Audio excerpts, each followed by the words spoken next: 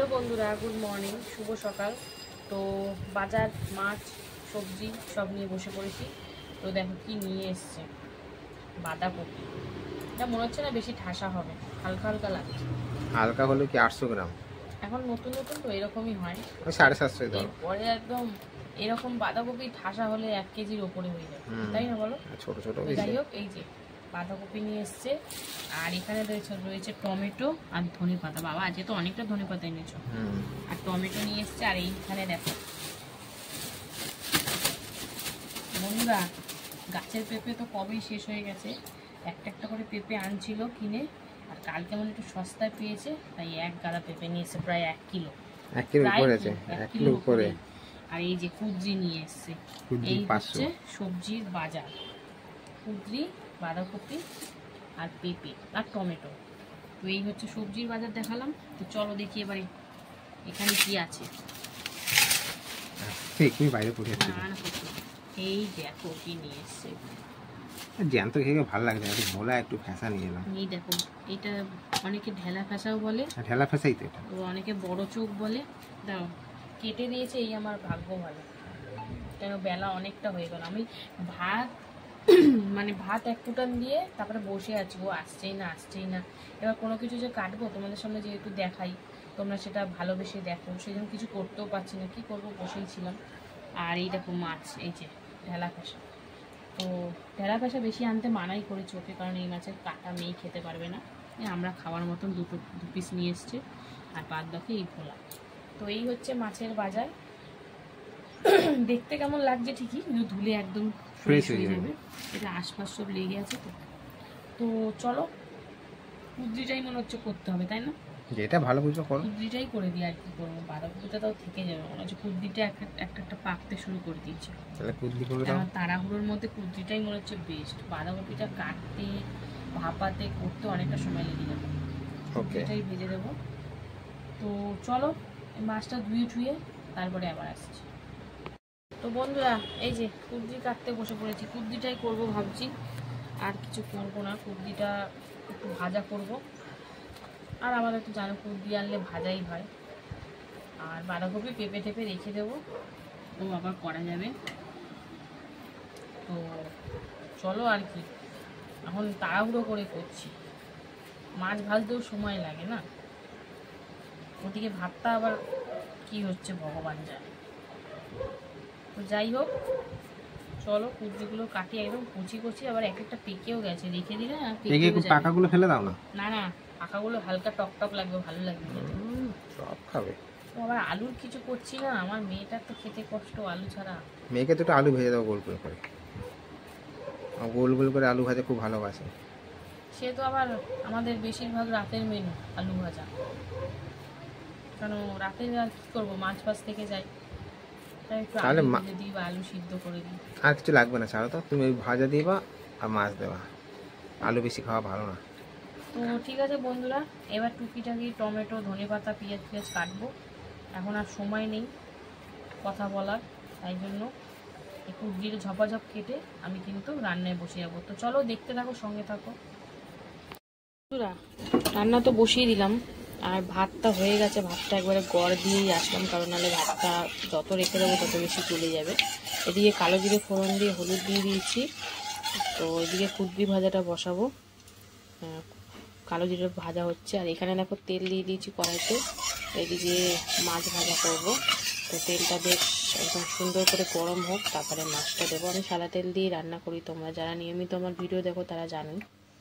তো আপাতত এখন এইটা বেশ সুন্দর করে ভাজা হয়ে গেছে। তেলের মধ্যে একটু হলুদ দিয়েছি যাতে না ছিটকায়। এই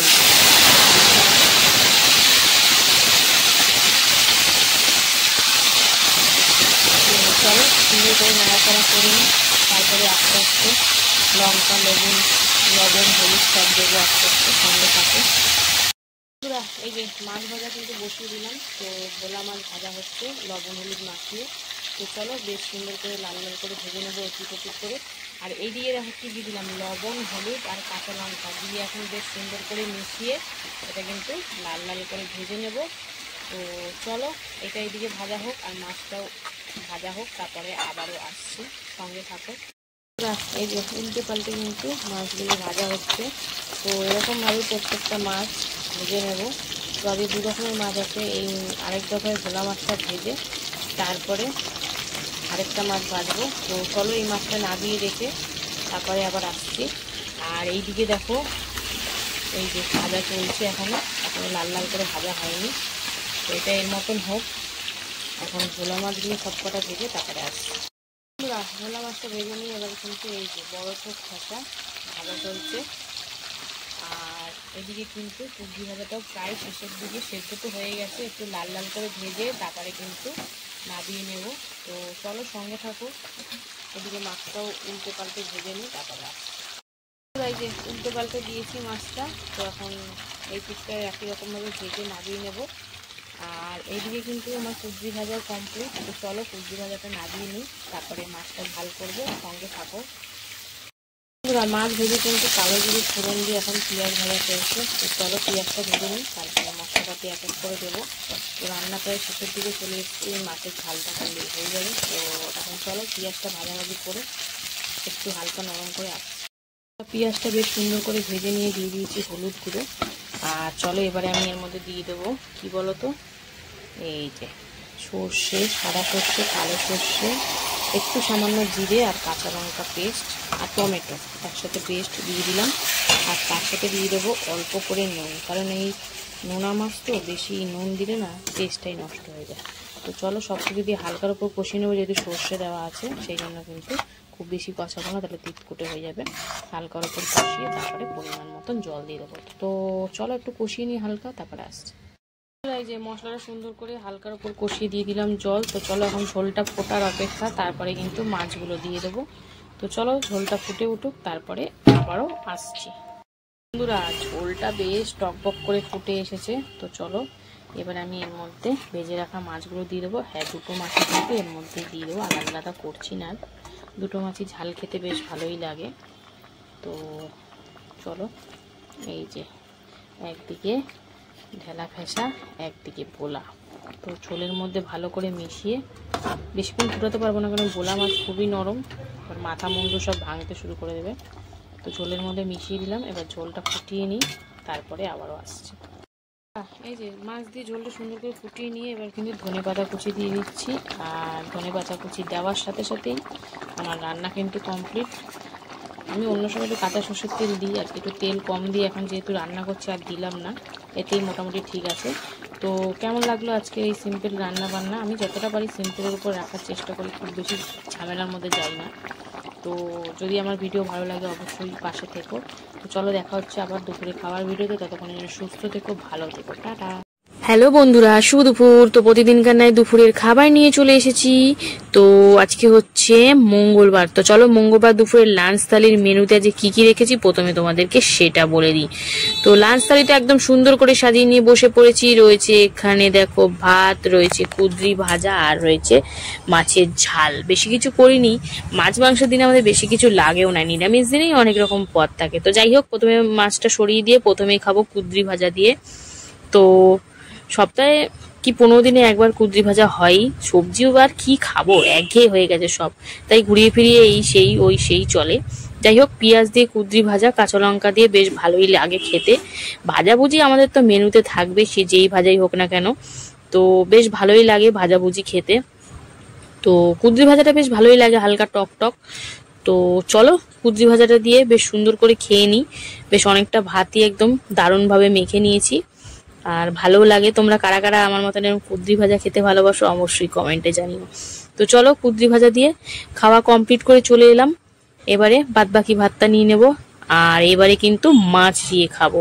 মাছ হলে আর কিছু লাগে বন্ধুরা, তাও তো সাইডে কিছু না কিছু রাখি। যাই হোক, এই হচ্ছে ফ্যাসা মাছ। আজকে ভোলা মাছ আর ফ্যাসা মাছ হয়েছিল। তো ফ্যাসা মাছটাই আমি খাচ্ছি, কারণ এই মাছটা অনেকদিন খাওয়া হয় না, আর আমার এইসব মাছ খেতে কিন্তু অসাধারণ লাগে। তো সর্ষে, হালকা সর্ষে দিয়ে ঝাল করেছিলাম, তো বেশ ভালো লাগছে, ধনেপাতা টমেটো দিয়ে।